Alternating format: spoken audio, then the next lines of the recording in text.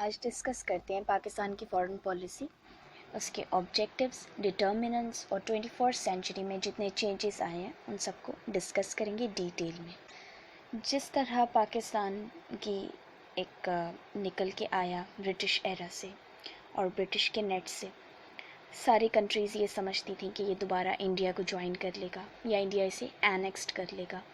लेकिन बहुत tough time देखने के बाद पाकिस्तान अपने आप को जैसे तैसे मैनेज करता रहा।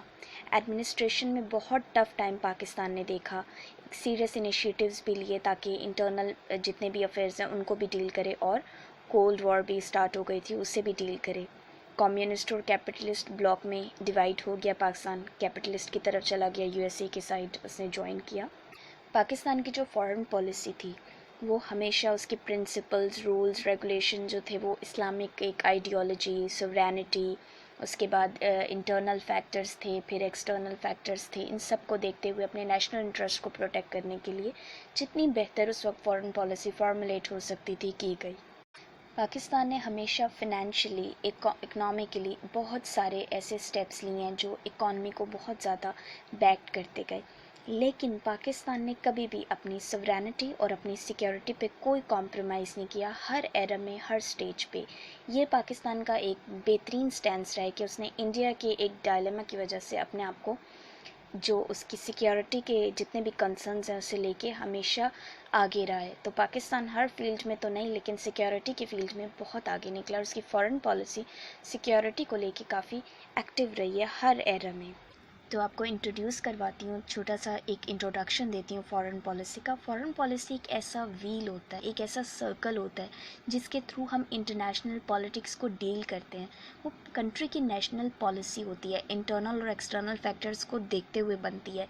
कभी भी कोई कंट्री ऐसे कॉम्प्रोमाइज़ नहीं करता जो उसकी सिक्योरिटी पे बात आए या उसके नेशनल इंटरेस्ट पे बात आए।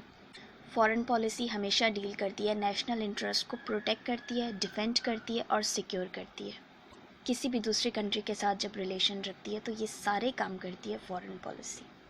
और याद रखिएगा, किसी भी कंट्री की फॉरेन पॉलिसी कभी एक जैसी नहीं रहती। वो एक प्रिंसिपल होते हैं, डिटर्मिनेंट्स होते हैं जो उसे गाइड करती है, और अकॉर्डिंग टू द सिनेरियोज़ वो ऑब्ज़र्व होती रहती है, चेंज होती रहती है। उसमें बहुत सारी ऐसी चीज़ें नई नई ऐड होती रहती हैं, बिकॉज़ दूसरे इन्वायरमेंट देखते हैं, दूसरी चीज़ें देखकर हम उसमें हेडिंग्स चेंज कर देते हैं, उसकी चीज़ें, कंसर्न्स उसके चेंज होते हैं।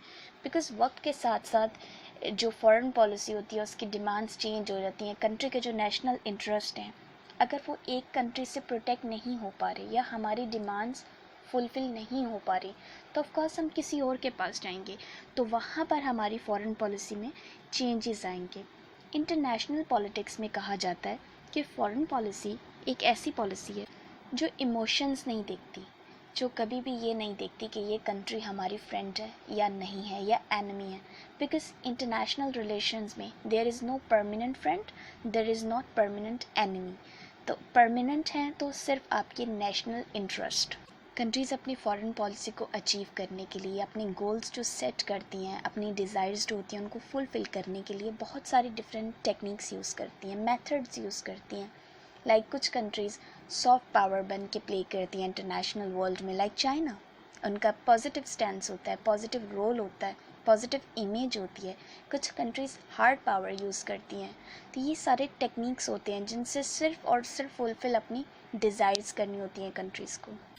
पाकिस्तान की जो फॉरेन पॉलिसी है उसमें जो ऑब्जेक्टिव्स हैं वो कुछ यूँ हैं कि पाकिस्तान के जो प्राइमरी मोस्ट कंसर्न ऑब्जेक्टिव होंगे वो ये होंगे कि वो अपनी सेफ गार्ड करेगी नेशनल सिक्योरिटी, टेरिटोरियल इंटीग्रिटी की प्रोटेक्शन करेगी, पॉलिटिकल सवरेनिटी जो कंट्री की होगी इसे प्रोटेक्ट करेगी, पाकिस्तान के जो इकोनॉमिक नीड्स हैं उन्हें प्रोटेक्ट करेगी।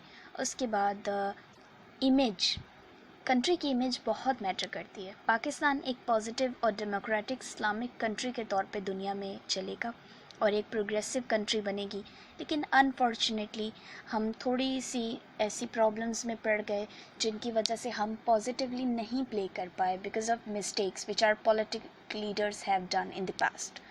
पाकिस्तान पीस प्रमोट करेगा, स्टेबिलिटी, जितनी भी कंट्रीज़ हैं उनके साथ फ्रेंडली रिलेशंस प्रमोट करेगा, अफ़गानिस्तान के इवन साथ, इंडिया के साथ, बिकॉज़ पाकिस्तान इंटरनेशनल लेवल पे पॉजिटिव प्ले करना चाहता था। ये इसके ड्रीम्स थे, ये इसकी डिमांड्स थी।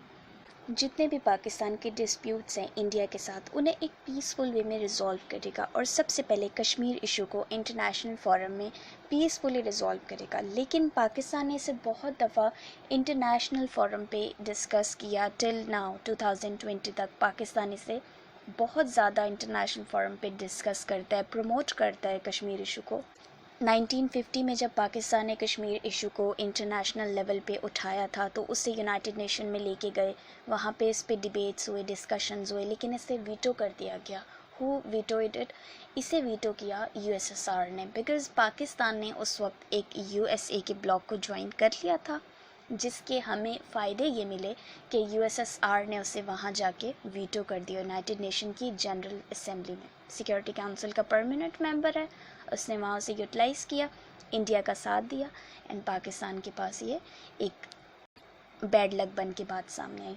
तो ये रीज़न्स होते हैं कि जब आप किसी ब्लॉक का पार्ट बनते हैं, because Quaid-e-Azam was sure about कि हमें कोल्ड वॉर अवॉइड करनी है। ना हम सुपर पावर में यूएसएसआर के साथ होंगे, ना ही यूएसए के साथ, because Quaid-e-Azam was sure about कि कोल्ड वॉर जो है वो पाकिस्तान के लिए डैमेजिंग हो सकती है। एक तो न्यूली बॉर्न स्टेट, ऊपर से इंडिया का problem, defence requirement, economic needs नहीं थे, उसके बाद कोल्ड वॉर में चले जाना, तो फिर सीटो सेंटर ज्वाइन कर लेना, डिफेंस पैक्ट, ये सारी चीज़ें मिल के पाकिस्तान को बैकफुट पे लेके जाती रहीं और इनके नुकसान पाकिस्तान को बहुत ज़्यादा उठाने पड़े। अब इसी में प्राइमरी ऑब्जेक्टिव था पाकिस्तान का कि वो कॉर्डियल रिलेशंस रखेगा और फ्रेंडली रिलेशंस रखेगा नेबर के साथ, कॉर्डियल रिलेशंस रखेगा मुस्लिम कंट्रीज़ के साथ, लेकिन और इंटरनेशनल कम्युनिटी में एक बहुत अच्छा रोल प्ले करेगा एज एन मुस्लिम स्टेट। ये सब फुलफ़िल उस तरीके से नहीं हो सके। 50s में पाकिस्तान ने अपने लिए ट्रू फ्रेंड ढूंढा, Turkey, then Saudi Arabia, Burma के साथ भी फ्रेंडशिप की, ये सारी चीज़ें पाकिस्तान लेके चला। कायद-ए-आज़म ने जो फाउंडेशन रखी थी फॉरेन पॉलिसी की, जो बेस थी, उसमें उन्होंने ये क्लियर किया था कि हम किसी भी साइड पे नहीं होंगे, एक फ्रेंडशिप का जेस्चर होगा कंट्रीज़ के साथ, हम इंटरनेशनली कंट्रीज़ के साथ कोऑपरेट करेंगे, जो कंट्री कॉलोनियलिज्म को झेल रही हैं उनके साथ हमारी हमदर्दियाँ होंगी, एक पॉजिटिव इमेज होगी पाकिस्तान की, और इंटरनेशनली इस्लामिक आइडियोलॉजी को प्रमोट किया जाएगा। लेकिन क्या ये सब हम लोग फुलफ़िल करने में कामयाब हो सकें? क्या हम इस फाउंडेशन पे पूरे उतरे? No. Reason political instability starting के एराज में जो रही है, उसकी वजह से Pakistan foreign policy international forum पे उतना इफ़ेक्टिवली प्ले नहीं कर सकी, बिकॉज़ इंटरनली हम स्ट्रॉन्ग नहीं थे और एनवायरनमेंट भी कुछ ऐसा इंटरनेशनली था कि पाकिस्तान उसे फुलफ़िल नहीं कर सका। कायद-ए-आज़म ने एक और बात अपने फाउंडिंग जो उनके प्रिंसिपल्स थे, जो फॉरेन पॉलिसी को गाइड करे थे, उसमें उन्होंने कहा था कि पाकिस्तान कभी भी किसी के इंटरनल और एक्सटर्नल मैटर्स में अमल दखल नहीं करेगा, वो अवॉइड करेगा, बिकॉज़ कायद-ए-आज़म को इस चीज़ का एहसास था कि ये पाकिस्तान के लिए कितने डैमेजिंग हो सकते हैं। क्योंकि पाकिस्तान एक न्यूली बॉर्न स्टेट था, तो उसके पास जो सिक्योरिटी के प्रॉब्लम्स थे, नेशनल सिक्योरिटी के, वो बहुत ज़्यादा थे। इकनॉमिकली हम स्ट्रॉन्ग नहीं थे, जो एसेट्स हमें इंडिया से मिलने थे पार्टीशन पे, वो हमें नहीं मिल सके। तो पाकिस्तान को सिक्योरिटी के बहुत सारे प्रॉब्लम्स थे, जिसकी वजह से पाकिस्तान ने बहुत सारी चीज़ें इनिशियल लेवल पे स्टार्ट कर दी, और एक ग्राउंड रियलिटी ये थी कि वो हमें बेनिफिट नहीं कर सके। पाकिस्तान ने डिफेंस पे बहुत ज़्यादा स्पेंड किया, अदर फील्ड्स में नहीं कर सका, लाइक इकोनॉमिक को स्ट्रॉन्ग नहीं कर सका। उसके बाद medical field, education field, health, ये सारी चीज़ें या ट्रेड सेक्टर्स हैं, ये सब चीज़ें हमसे निगलेक्ट होती गई just because of the security dilemma. India की जो पॉलिसीज़ थे were always hostile towards Pakistan, जिसकी वजह से इंडिया ने एक के बाद एक हमारे प्रिंसली स्टेट्स छीन लिए। Pakistan was not in a condition to have war again and again. इसलिए पाकिस्तान ने स्टार्टिंग में जो है वो डिफेंस के लिए, इकॉनमी को बेटर करने के लिए अपने लिए एक डिप्लोमेटिक प्रेशर बिल्ड किया, ताकि वो किसी तरीके से अच्छे फ्रेंड्स बना सके जो उसे इकनॉमिकली और डिफेंस एड दे सके। शायद इसी वजह से वो यूनाइटेड स्टेट्स के पास गया, और उस वक्त लियाकत अली ख़ान के माइंड में यही था कि उन्हें वहाँ से एड मिलेगी, और इस तरह इंडिया एक मेजर फैक्टर बन गया यूएस और पाकिस्तान के रिलेशन के बीच में। اور ڈیفینس ہماری ریکوائرمنٹ تھی تو اسے فلفل کیا ہم نے اس طریقے سے. انڈیا نے ہمیں ہر سیکٹر میں ڈسٹرائے کرنے کی کوشش کی. انیشیل لیول سے آج تک سارے ایفرٹس کیے. لائک اسٹارٹنگ میں ہمیں کینل واٹر کے پرابلمز ہوئے, کشمیر کے ڈیفینس سٹورز ہمیں نہیں پرووائڈ کیے, کیش بیلنس نہیں دیا گیا, اور ہر لیول پہ ہمیں جو ہے وہ سینٹرلائزڈ کرنے کی کوشش کی. جس حد تک ہمیں پرابلمز دے سکتے تھے انڈیا نے ٹرائی کیا. شاید یہی ریزن ہے کہ پاکستان نے انیشیل لیول پہ جو سٹیپس لیے فارن پالیسی کے لیے وہ بہت ڈیمیجنگ تھے, لیکن because of the India problems ہم وہ سارے سٹیپس لینے کے لیے مجبور ہو گئے. پاکستان کا جو امیج ہے وہ آج تک انڈیا ہر لیول پہ جو ہے اسے نیگیٹو کرنے کی پوری کوشش کرتا ہے, اور because of India Pakistan, because India بہت بڑا ایک کنٹری ہے, ان کا پاور بہت زیادہ ہے, ایک ٹیریٹری بہت بڑی ہے, ہیومن پاور بہت زیادہ بڑا ہے, اکنامکلی وہ مچ بیٹر ہے, ڈیفینس تو ہمارا ان کا تقریباً آلموسٹ, تو باقی ساری چیزیں ان کی ہم سے اتنی زیادہ اسٹرانگ ہیں کہ وہ جب ورلڈ ان کی باتیں سننے کے لیے, دوسرا ان کی امیج بہت پازیٹیو ہے, because of U S A ان کی بہت اچھی فرینڈشپ ہے. Then when it comes to U S S Russia, وہاں ان کے ساتھ ان کا بہت اچھا لنک ہے, تو ان کے ڈپلومیٹک ٹائز بہت اسٹرانگ ہے پاکستان کی نسبت. اس کے بعد پاکستان کی جو آئیڈیالوجی ہے, اسلامک آئیڈیالوجی ہے, اسلامک فیکٹر ہے. فارن پالیسی میں بھی وہ فورن دکھی, بیکاز ہم نے فورن سے جتنے بھی اسلامک کنٹریز تھے, مسلم کنٹریز تھے, ان کے ساتھ فرینڈ شپ کی, انہیں لے کے چلے, ان اپنی جو اسلامک آئیڈیالوجی تھی اسے ہماری فارن پالیسی میں دکھایا. اور جو کشمیر کا ایشو تھا اسے ہم نے انٹرنیشنلی ریز کرنے کی بھی کوشش کی. بعد میں اسے سب ویٹو کر دیا گیا, لیکن انٹرنیشنل فورم پہ ہم نے کنٹریز کو یونائٹ کرنے کی بہت کوشش کی. 1949 میں آبجیکٹیو ریزولوشن بھی لیاقت علی خان نے پاس کروایا, اور وہ فارن پالیسی میں امپلیمنٹ بھی ان کی بہت ساری چیزیں ہوتی ہیں, اور وہ کانسٹیٹیوشن آف پاکستان جو 1973 تھا اس کا پریمبل بن گیا. اس کے بعد نیکسٹ فیکٹر جو پاکستان کی فارن پالیسی کو گائیڈ کرتا ہے یا ہولڈ کرتا ہے وہ ہے historical and psychological factor. History, Pakistan اور انڈیا کی جو بھی ہسٹری رہی ہے وہ آج تک ہم پہ اثر انداز کرتی ہے, اور آنے والے ایئرس تک بھی کرے گی of course. Because Hindu community نے, بیکاز بننے سے پہلے پاکستان بننے کے لیے نہ بننے کے لیے ہر طرح کی کوششیں کی. پولیٹیکل موومنٹ, اکنامکلی پاکستان جتنے بھی مسلمس تھے ان کو کرش کیا, سوشلی ریلیجیس رائٹس نہیں ملتے تھے مسلمس کو, تو یہ ساری چیزیں پاکستان بننے کے بعد بھی پاکستان پہ اب انڈیا کے ایک لیول پہ ہمیں ڈسٹرب کرتی ہیں. تو یہ پاکستان کی ہسٹری بھی بہت میٹر کرتی ہے, مسلم ہسٹری بہت میٹر کرتی ہے. اور انڈیا کا جو ایگریشن ہے وہ ورلڈ فورم پہ ہمیں ہمیشہ دکھتا ہے. ہم کچھ بھی کریں گے انڈیا کا ایگریشن اس کے اگینسٹ آتا ہے. ریزن ہسٹری, کنٹریز جو ہے اپنی فارن پالیسی وہ اپنی آئیڈیالوجی پہ, ہسٹوریکل بیک گراؤنڈس دیکھتے ہوئے, اس کے بعد جتنے بھی اس کے جیوگرافیکل لیولز ہیں, پولیٹیکل ہیں, انٹرنل ہیں, ان سب ڈٹرمننٹس کو دیکھ کے بناتی ہے. اس کی ڈیفینس ریکوائرمنٹ کیا ہے, کنٹری کی اکانومی کیسی ہے, اسے کتنی نیڈز ہیں, اسے کتنی ڈیمانڈز ہیں اس کی کنٹری کی جو اسے فلفل کرنی ہے فارن پالیسی کے تھرو.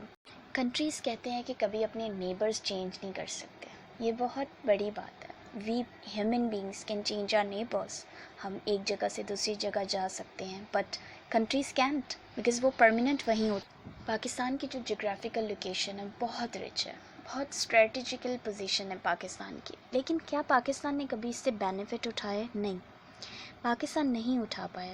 ریزنز بہت کامن ہے. پاکستان اتنا انگیجڈ ہے اپنے ڈیفینس ریکوائرمنٹ میں, ایک سیکیورٹی اسٹیٹ بن کے رہ گیا. اس کی وجہ سے پاکستان اکنامکلی ویک ہوتا چلا گیا. پاکستان کے پاس اور بھی بہت سارے فیلڈز ہیں جس میں کام کرنا چاہیے, بیلنس مینٹین کرنا چاہیے ہر فیلڈ میں, لیکن کیونکہ ہمارا ایک مائنڈ سیٹ ایسا بن چکا ہے کہ اب ہم ان چیزوں سے نہیں نکل سکتے, جلدی تو ایٹ لیسٹ نہیں, جب تک کہ پاکستان اور انڈیا کے بیچ میں جو ایک بون ہے جس کی وجہ سے لڑائی ہوتی ہے اس کے اوپر کوئی نہ کوئی ریزولوشن پاس نہ ہو, یونائٹڈ نیشن کوئی ایسا سٹینڈس لے, بینگ انٹرنیشنل آرگنائزیشن ریپرزینٹ کرے, کچھ ایسے ٹیکنیکس یوز کرے, کچھ ایسے میتھڈز یوز کرے کہ ہمارے جو بیچ میں پرابلم ہے کشمیر کی اسے ریزالو کرے. اور بہت سارے پرابلمس ہیں, تو اسے مچ بیٹر کر کے پاکستان اور انڈیا کے جہاں اب ریلیشنز بیٹر ہو سکتے ہیں تو آٹومیٹیکلی بہت ساری چیزیں چینج ہو سکتی ہیں. ہسٹری جو ابھی ہم بنا سکتے ہیں پریزنٹ میں, تو آگے آنے والا وقت بیٹر بھی ہو سکتا ہے. ہم اسے سورس آف اسٹرینتھ بنا سکتے تھے ہمارا جو جیوگرافیکل لوکیشن، لیکن انفارچونیٹلی اسے ہم یوز نہیں کر سکے اس طریقے سے جس طریقے سے کرنا چاہیے تھا. ہمارے جو نیبرز ہیں، ہم جہاں پلیس کرتے ہیں، ہمارے ساتھ سینٹرل ایشین اسٹیٹس لگتے ہیں افغانستان کے ساتھ، ایک سائڈ پہ ساؤتھ ایسٹ ایشین اسٹیٹس ہیں. بینیفٹس ہو سکتے تھے، پھر ہم یہاں سے گلف اسٹیٹس کی طرف جا سکتے ہیں سی روٹ یوز کر کے، اور یورپ ہمارے قریب پڑے گا آگے افریقہ سے. تو ہمیں بینیفٹ ہو سکتے اگر ہم اپنی جغرافی کو یوز کر پاتے. ایک طرف افغانستان، اس کا بھی ہاسٹائل ایٹیٹیوڈ، اس کے بعد ایک سائڈ پہ India, of course enemy of Pakistan, ایک side China, friend of Pakistan. تو یہ سارے neighbours. Then Iran was also very good friend of Pakistan. Starting سے ایران کے ساتھ پاکستان کی بہت اچھی فرینڈشپ رہی ہے. بیچ میں جا کے کچھ مس انڈرسٹینڈنگز ہوئے، لیکن اب عمران خان کی گورنمنٹ دوبارہ سے وہ سب چیزیں ایڈجسٹ کر رہی ہے اور دوبارہ سے ایران کو ایز این فرینڈ لے رہی ہے، جسے ہماری ضرورت ہے اور ہمیں اس کی. بیکاز سینیریوز چینج ہوتے رہتے ہیں. کنٹریز کے کبھی بھی کوئی اگر اینیمی ہے تو ول نیور اسٹے اینیمی. تو یہ انٹرنیشنل ریلیشن کی ایک کور پوائنٹ ہے. کنٹریز چینج ہو سکتی ہیں، آپ کی فرینڈ بن سکتی ہیں، بیکاز ان کے آپ کے کامن انٹرسٹ ہوں گے تو وہ آپ کی فرینڈ ہوں گی. پاکستان نے آگے جا کے سیکنڈ فیز جو پاکستان کی فارن پالیسی کا تھا، اس میں الائنسز جوائن کر لیے، سیٹو اور سینٹو جوائن کیا. ڈیفنس پیکٹ تھے یہ دونوں. اسے جوائن کرنے کے پیچھے جو مقصد تھا وہ صرف پاکستان کے ڈیفنس ریکوائرمنٹ تھی. جب پاکستان نے سینٹو جوائن کیا تو اس کی جو ممبرشپ تھی اسے بڑا ایک بیڈ وے میں دیکھا جاتا تھا، مس ٹرسٹ دیکھا جاتا تھا، بیکاز پاکستان ایک طرف سیٹو جوائن کر رہا ہے، دوسری طرف سینٹو جوائن کر رہا ہے. تو یہ دونوں چیزیں کافی الگ الگ ہو رہی تھی. ڈیفنس پیکٹ تھے دونوں. تو پاکستان نے خیر آہستہ اسے مس ٹرسٹ یوٹیلائز نہیں کیا اور بتایا کہ پاکستان نے کیوں یہ جوائن کیا ہے. یہ ساری چیزیں کلیئر کیں چائنا کو، سوویت یونین کو.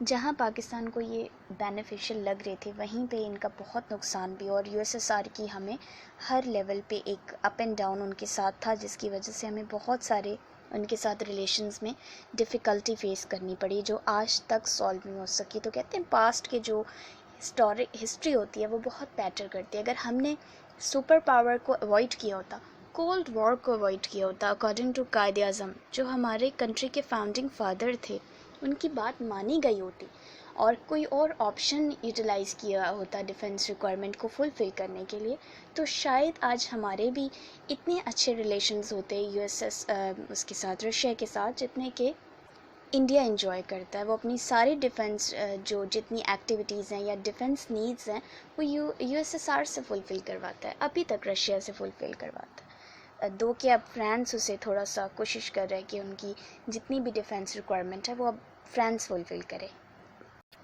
اس کے بعد پاکستان نے بہت کوشش کی کہ وہ اپنے جتنے بھی پرابلمس ہیں انہیں سالو کرے اور چائنا اور یو ایس ایس آر کے ساتھ جو ایک اس کی مس انڈرسٹینڈنگ کریٹ ہو گئی ہے اسے دور کرے. چائنا کے ساتھ تو پاکستان نے پھر فوراً 55 میں کر لیا تھا، اور ایک کانفرنس ہوئی تھی جس میں پاکستان کے پرائم منسٹر گئے تھے محمد علی بوگرا، اور انہوں نے چائنیز کاؤنٹر پارٹ کے ساتھ ڈسکشنز کی. سیکنڈ ٹائم پھر اس کے بعد فورن اسٹیٹ وزٹس ہوئے، دونوں کنٹریز کے آفیشیل اسٹیٹ وزٹس ہوئے. دین اسی طرح اسٹیٹ وزٹ چلتے رہے. دین ان کے پریمیئر گئے تھے، ایچ ایس سہروردی بھی گئے، پھر وہاں سے بھی چائنا سے آئے. تو اس طرح کر کے پاکستان نے ان کے ساتھ فرینڈشپ کی جو ہے فاؤنڈیشن بھی رکھی. یہ پاکستان کا سیکنڈ پیریڈ تھا، فیز تھا فارن پالیسی کا، جس میں یہ ساری چیزیں ہوئی ہیں. پاکستان ہمیشہ پیس چاہتا تھا، انڈیا کے ساتھ بھی، اور بھی کنٹریز جن کنٹریز میں پرابلمس تھے، کلونیلزم کے پرابلمس تھے، وہاں پہ ان کے لیے بھی آواز اٹھاتا تھا. دو کہ وہ اتنی افیکٹو نہیں تھی، but at least Pakistan tried. India کو بہت دفعہ ڈائلاگس کے لیے بلایا. ابھی بھی پرائم منسٹر عمران خان نے بھی انڈیا کے ساتھ ریکویسٹ کی تھی اپنے اسپیچ میں کہ آپ آ کے بیٹھیے، ویل ڈسکس دی میٹرز. تو کہ انڈیا کے جو میڈیا ہے وہ اسے بیڈلی لے رہا تھا کہ اگر عمران خان آئیں گے تو انڈیا کے ساتھ بہت برا ہوگا، اور بہت ایک نیگیٹو امیج ان کا پورٹری کر رہا تھا، جو دو کہ اس کے وہ بالکل اگینسٹ ہیں. تو انہوں نے کافی ڈسکشن کیے، انڈیا کے ساتھ کرنا چاہا، لیکن نیگوشیٹ نہیں ہو سکا. انڈیا کی طرف سے پیس ڈائلاگ پہ نو رسپانس ہوتا ہے. اور اسی طرح پاسٹ میں بھی پاکستان نے بہت کوشش کی، لیکن سارے ریزنز جو تھے وہ انڈیا ریجیکٹ کرتا رہا.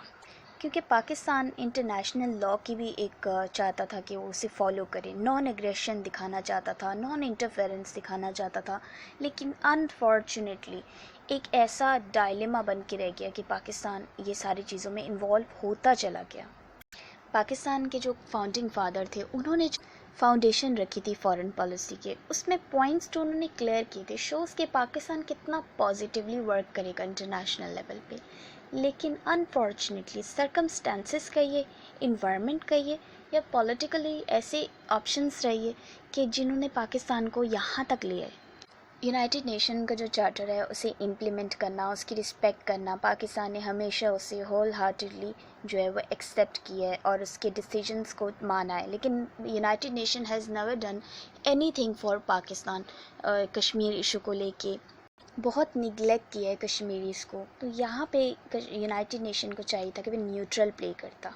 اب ڈسکس کرتے ہیں کہ فارن پالیسی کا جو میکنگ پروسیس ہوتا ہے پورا، وہ کیسے فارمولیٹ ہوتی ہے، کون فارمولیٹ کرتا ہے اسے، اور کون جو ہے وہ ڈیسیجنز لیتا ہے، ایسی کون سی باڈیز ہوتی ہیں جو انوالوڈ ہوتی ہیں فارن پالیسی کی فارمولیشن میں۔ بیکاز فارن پالیسی کو ڈسکس کیا پاکستان کی، اس کی ڈیفینیشن، اس کے بیسز، اس کے بعد ہم نے نیوٹرالٹی کا فیس پڑھا، پیکٹ اینڈ الائنسز بھی ڈسکس کیے جس میں سیٹو اور سینٹو کو ڈسکس کیا۔ تو اب ڈیسائیڈ کرتے ہیں اور ڈسکس کرتے ہیں کہ فارن پالیسی کو شیپ کون کرتا ہے، فائنل ہارڈ میکر کون ہوتا ہے اس کا۔ بہت سمپل سی بات ہے، آف کورس جو کنٹری کو ہیڈ کریں گے، چیئر کریں گے، سب سے پہلے پریزیڈنٹ آف پاکستان، ان کا رول ہوتا ہے۔ پرائم منسٹر آف پاکستان وہ رول کرتے ہیں پلیس میں، ایکٹیو رول پلے کرتے ہیں۔ Then chief army staff does play active role in foreign policy formulation, اسے ایکسیپٹنس دینے کے لیے۔ اس کے بعد ڈفرینٹ کمیٹیز ہوتی ہیں فارن پالیسی کے فارمولیشن پہ ورک آؤٹ کرتی ہیں وہ انیشیلی، بیکاز ہم نے دو پالیسیز پڑھیں، دو فیزز پڑھیں، تو ان کے اندر فارن پالیسی فارمولیٹ کرتے قائد اعظم اور لیاقت علی خان، انہوں نے سب سے امپورٹنٹ رول پلے کیا ایک رسپانسبلٹی فارمولیٹ کرنے میں، کی پوائنٹس پاکستان کو دیے، اور آنے والے نیشنز، آنے والے جتنی بھی لوگ تھے، پولیٹیشنز تھے، وہ اسی کے اوپر ورک آؤٹ کرتے رہے اور اسے فردر آگے لے کے جاتے رہے۔ اسے چینج نہیں کیا اس کے ڈٹرمننٹس کو، اس میں ایڈیشنز کرتے رہے، سرکمسٹانسز اور انوائرمنٹ کو دیکھتے ہوئے اس میں چینجز لاتے رہے۔ پرائم منسٹر جو ہوتے ہیں پاکستان کے، وہ اسٹیٹ مین کا رول پلے کرتے ہیں، وہ ڈیسیجنز بھی لیتے ہیں گورنمنٹ کے، اس کے بعد فارن پالیسی کے ڈیسیجنز لیتے ہیں، کسی کنٹری کے ساتھ کیسے ریلیشنز رکھنے ہیں، کس کو فرینڈ رکھنا ہے، کس کو اینمی رکھنا ہے، کس کے ساتھ ہاسٹیلٹی رکھنی ہے، کس کے ساتھ نیوٹرل پلے کرنا ہے، یہ سارے فیصلے پرائم منسٹر، پریزیڈنٹ مل کے لیتے ہیں، اور پرائم منسٹر ہی پاکستان کے ریجنل اور انٹرنیشنل فورم پہ پاکستان کو ریپرزینٹ کرتے ہیں۔ اچھا، ایک جو نیچر ہوتی ہے ہیومن بینگ کی، اس کی جو جتنی بھی تھاٹس ہوتے ہیں وہ سب بھی اثر انداز ہوتے ہیں، ہیومن مائنڈ سیٹ بھی اثر انداز ہوتے ہیں۔ اب آپ پرائم منسٹر عمران خان کو دیکھیے، ان کا جو مائنڈ سیٹ ہے وہ بہت نیوٹرل اور فیئر پلے میں بلیو کرتے ہیں، لائک قائد اعظم۔ اسی طرح آپ کسی ڈکٹیٹر کو اٹھا کے دیکھیے، بیکاز جمہوریت ہے، ڈیموکریسی، تو ڈیموکریٹک گورنمنٹ کی جو ایک تھاٹ ہوتی ہے اور لیڈرز کی جو اپنی پرسنالٹی ہوتی ہے، وہ بھی فارن پالیسی کی فارمولیشن میں بہت اثر انداز ہوتی ہے۔ آپ کسی بھی ایسے ڈیموکریٹک لیڈر نہیں بلکہ ایک ڈکٹیٹر کی پالیسی دیکھیے، اس کی پالیسی میں اور ڈیموکریٹک بندے کی پالیسی میں بہت فرق ہوتا ہے، because of their mind set, because of their thoughts, ان کی پرسنالٹی، وہ ساری چیزیں مل کے فارن پالیسی پہ اثر انداز کر جاتی ہیں۔ اس کے بعد فارن منسٹری، اس میں بیٹھے ہوئے فارن منسٹرز، ایمبیسڈرز، آفیشل، جتنے بھی فارن منسٹری میں ورکرز ہوتے ہیں جو ایک ہائی پروفائل سیٹ پہ ہوتے ہیں، جو فارن پالیسی کو گائیڈ کر سکتے ہیں، ہیلپ آؤٹ کر سکتے ہیں فارن منسٹر کو، وہ آگے کنسرنز دیتے ہیں، تو یہ سارے لوگ مل کے فارن پالیسی کو فارمولیٹ کرتے ہیں۔ لیکن ڈیسیجن میکنگ باڈیز کچھ سلیکٹڈ ہی ہوتی ہیں۔ اب جو پاکستان نے فارن پالیسی کے جو فاؤنڈیشن رکھے تھے، اس میں قائد اعظم محمد علی جناح اور لیاقت علی خان، ان دونوں کا مائنڈ سیٹ نظر آتا ہے، because they want to play fairly international forum پہ پاکستان کو ایک اسلامک ڈیموکریٹک کنٹری پورٹری کرنا چاہتے تھے، پازیٹیو امیج لے کے جانا چاہتے تھے، کولڈ وار کو اوائڈ کرنا چاہتے تھے، کسی بھی کنٹری کے ساتھ اس کے انٹرنل اور ایکسٹرنل افیئر سے دور رہنا چاہتے تھے، اس میں انٹرفیئرنس نہیں رکھنا چاہتے تھے، shows the positive image of Pakistan great leaders Quaid Azam and Liaquat Ali Khan. अब specifically ministry of foreign affairs को डिस्कस करते हैं। इम्पॉर्टेंट रोल प्ले करती है, बहुत सिग्निफिकेंट रोल प्ले करती है फॉरेन पॉलिसी की फॉर्मुलेशन में। बहुत एक्सपर्ट्स होते हैं, स्पेशलिस्ट होते हैं जो फॉरेन पॉलिसी की स्टडी करके आए होते हैं, हाई ऑफिशियल्स होते हैं, उनके रैंक्स।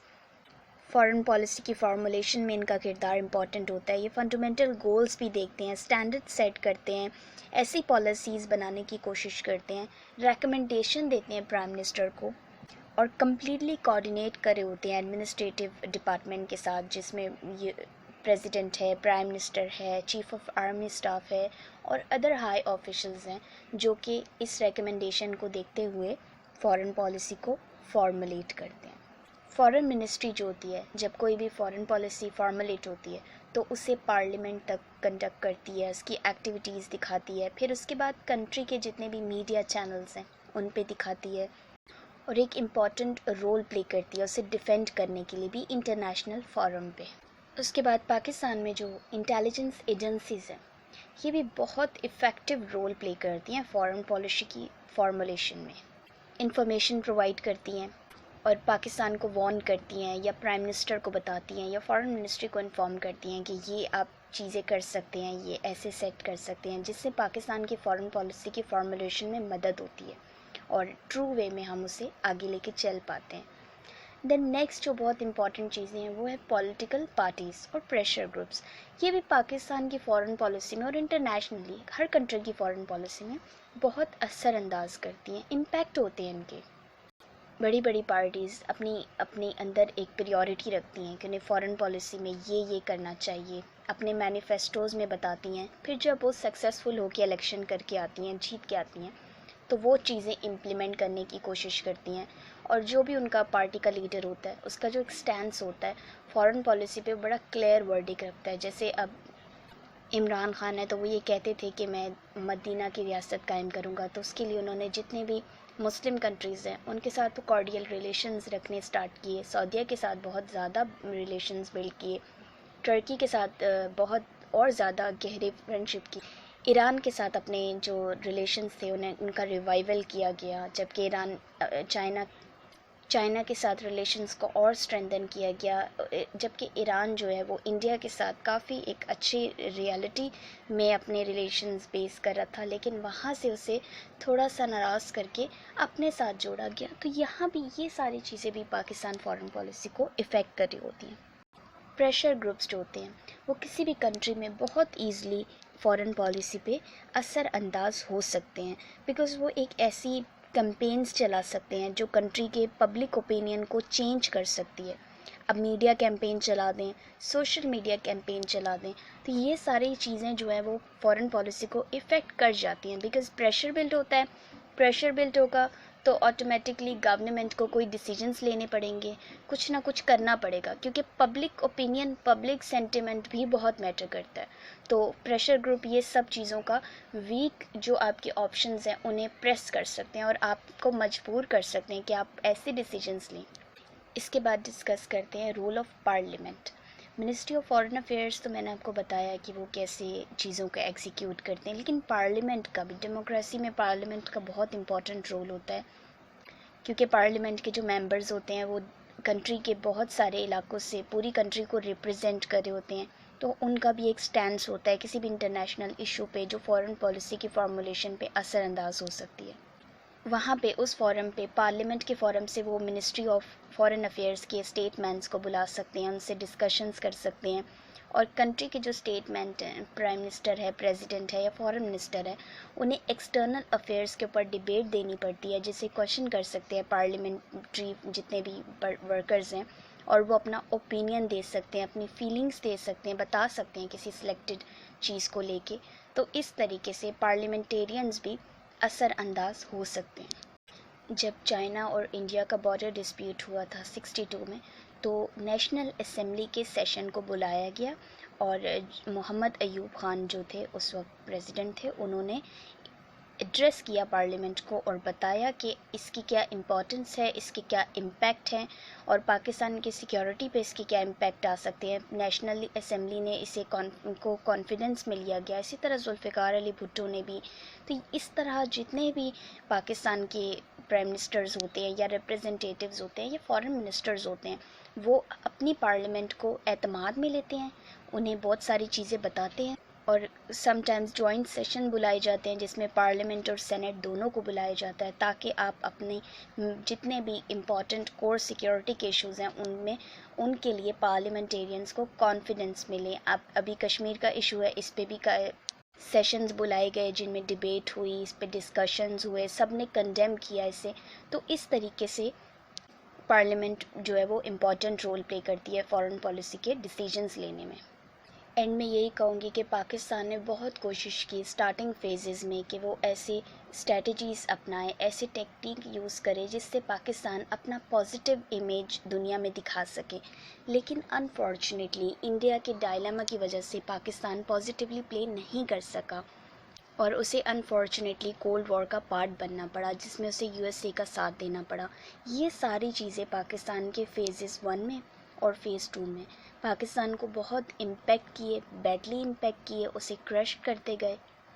जियोग्राफिकली पाकिस्तान बहुत रिच है, लेकिन उसकी सिक्योरिटी के जो प्रॉब्लम्स हैं वो आज तक है। नेशनल इंटीग्रिटी को प्रोटेक्ट करना, उसकी डिफेंस रिक्वायरमेंट, इकोनॉमिकली क्रश्ड हैं लेकिन उससे कोई डील नहीं करता। जबकि इकॉनमी को स्ट्रॉन्ग करें, डिफेंस को थोड़ा सा ब्रेक दें और मेंटेन, दोनों में बैलेंस मेंटेन करें और ऑफ कोर्स फ्रेंडली रिलेशंस भी रखें, नेबर कंट्रीज़ के साथ बेटर करें रिलेशन, तो ऑफ कोर्स बहुत बेटर ऑप्शंस और बहुत बेटर रिजल्ट्स निकल सकते हैं। और न्यूट्रल प्ले करें। तो ये सारी चीज़ें जो पाकिस्तान की फ़ॉरेन पॉलिसी को करनी चाहिए थी, पाकिस्तान की फ़ॉरेन पॉलिसी ने नहीं की। इस वजह से हमने इनिशियल डेज़ में बहुत प्रॉब्लम्स देखे जिनके जो रिज़ल्ट्स हैं वो पाकिस्तान अब जाके हम पे करते हैं। तो यही सारे लेक्चर में डिस्कस किया गया। अब नेक्स्ट फेज़ हम पढ़ेंगे फेज़ ऑफ बायलेटरलिज्म और नॉन अलाइनमेंट का। ये दोनों फेज़ मैं नेक्स्ट वीडियो में डिस्कस करूँगी। इस वीडियो में मैंने फॉरेन पॉलिसी की फार्मूलेशन, उसके डिटर्मिनेंट्स, उसके बाद 2 फेजेस और फॉरेन पॉलिसी के क्या असर हो सकते हैं, रिजल्ट्स क्या हो सकते हैं और बेटर कैसे हो सकती है, ये सारी चीज़ें डिस्कस की। इसी के साथ वीडियो को एंड करती हूँ। चैनल को सब्सक्राइब कीजिए, बेल आइकन प्रेस कीजिए ताकि आपको वीडियोज़ के नोटिफिकेशंस मिलते रहें। Thank you.